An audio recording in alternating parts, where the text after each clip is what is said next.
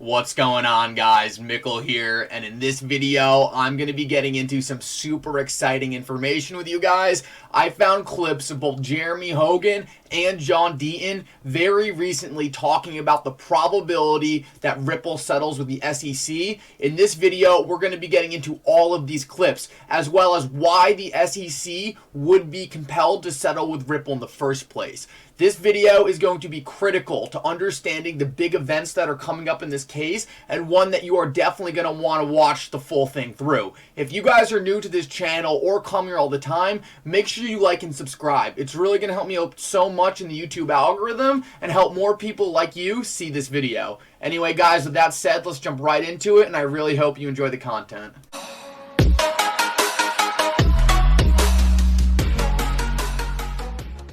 Alrighty guys, let's jump right into it, and make sure you stick around till the end of the video. I found a super interesting clip of John Deaton actually giving what he believes is a realistic time frame of when we can expect this Ripple SEC case to settle. I've seen these lawyers make a lot of different predictions in this case. I haven't seen them talk about time frames almost ever in terms of a settlement. This is definitely something you're going to want to see, so make sure you stick around for that. Let's start right here though, and I want to play this clip by Jeremy Hogan and then really analyze what it means and what it means for a probability of a settlement being the thing that ends this case between Ripple and the SEC.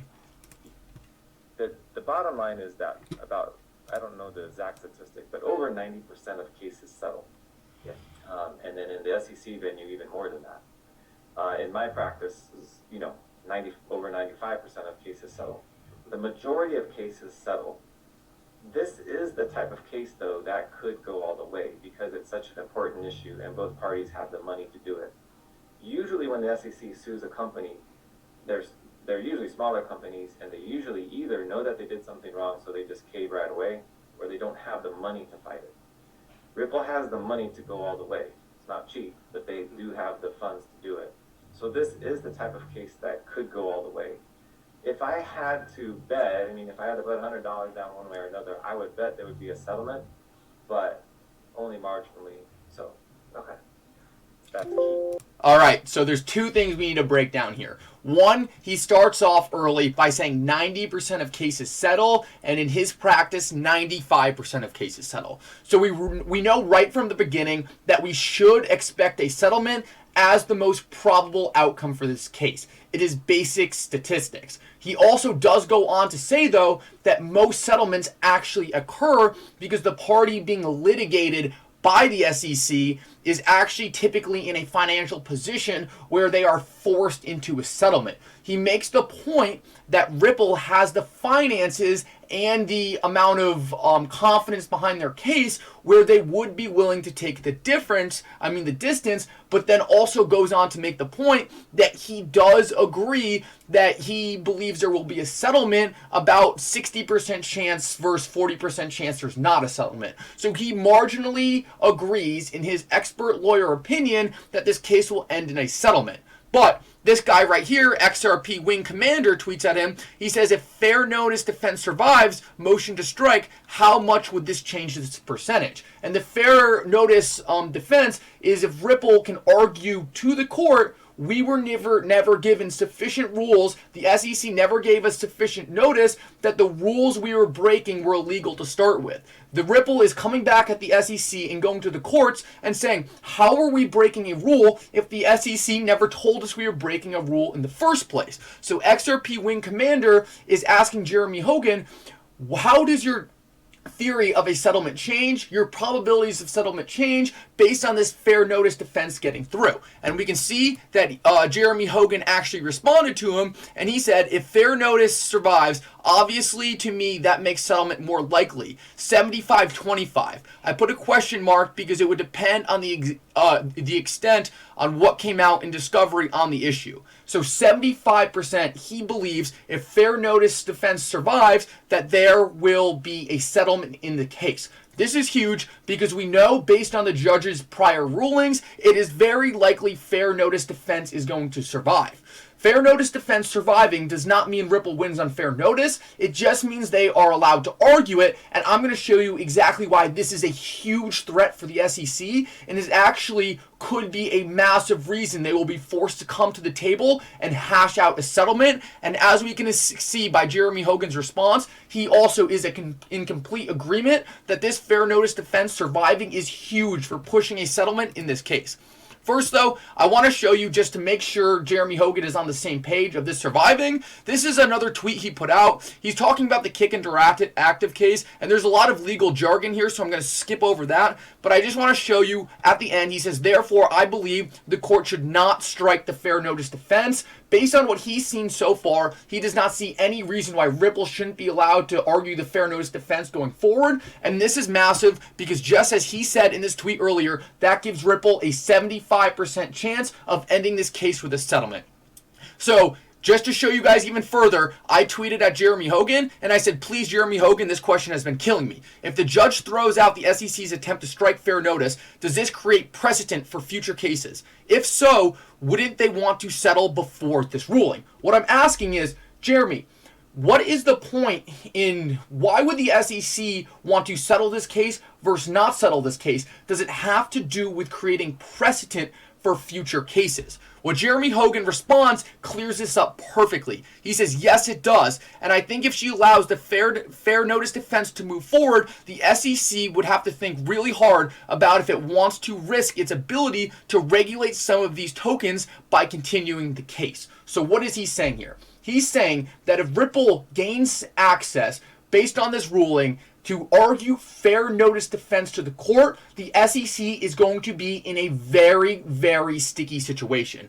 That is because if the judge rules that Ripple did not have fair notice and were never given clear statements by the SEC saying what they were doing was illegal, and the court rules on this, this could create a massive issue for the SEC where they could potentially lose all the control they currently have over the cryptocurrency industry by allowing all the different crypto projects that the SEC goes after to look at the Ripple defense and use it as a playbook on how to get out of SEC litigation based on fair notice. So how could the SEC get out of this potentially doomsday scenario for them?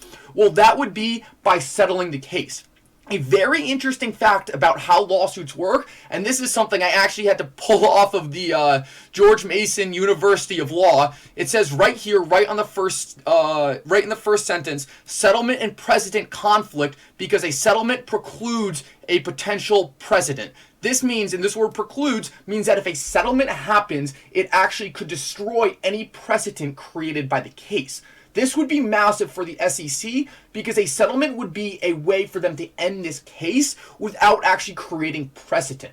The reason the SEC does not want to create precedent is what we were just talking about, in which precedent could create an issue, just as Jeremy Hogan says right here, in which the SEC would have to think really hard if it wants to risk its ability to regulate some of these tokens by continuing the case. The SEC, if precedent is created in this case, which means they did not settle the case with Ripple, they could lose its ability to regulate a bunch of different tokens. This is the last thing the SEC wants. We know the SEC is a power-hungry organization that wants as much say over this market as they can possibly get.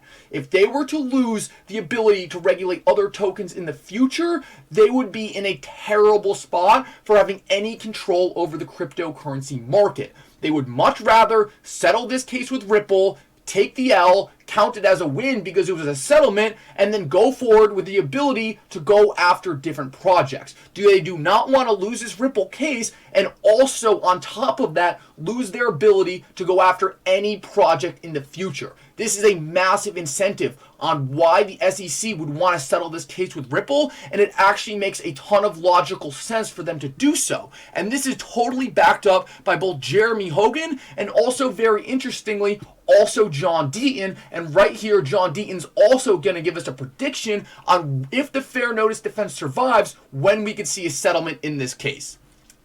And say that Ripple gets that. Same thing with the Ethereum and Bitcoin documents. Or she could say, no, SEC, you've taken this position that the Hinman speech, and the whole thing was a personal opinion, and therefore it's not privileged, and it turns over. Chances are, it's hard for me to imagine that the judge is going to say that all of the documents are privileged and protected. It's hard for me to imagine that she's going to say all of them are not. So it'll be interesting where she says these documents must be turned over and these other documents don't have to be. And why is it taking so long? Because she knows how significant of an issue this is.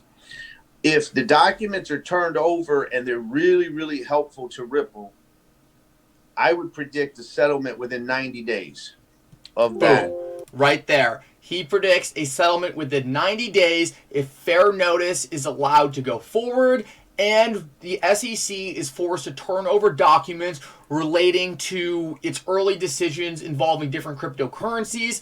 I believe this is very highly likely to go forward because the judges actually already ruled multiple times that the SEC has to turn over their documents. The only reason they haven't thus far is because the SEC has been trying to throw in different curveballs and say to the judge, wait, please, we don't have to do it because of this one ruling.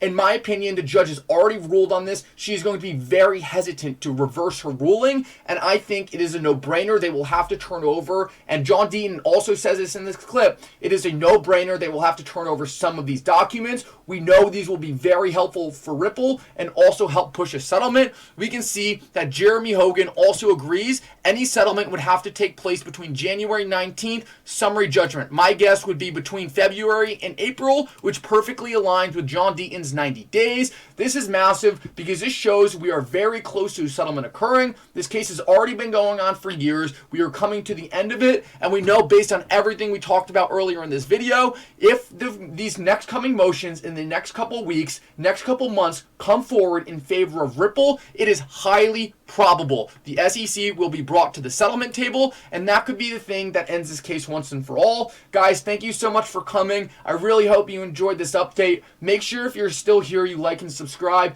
It helps me out so much. You guys don't understand. Anyway, with that said, thank you, and for now, Mickle out.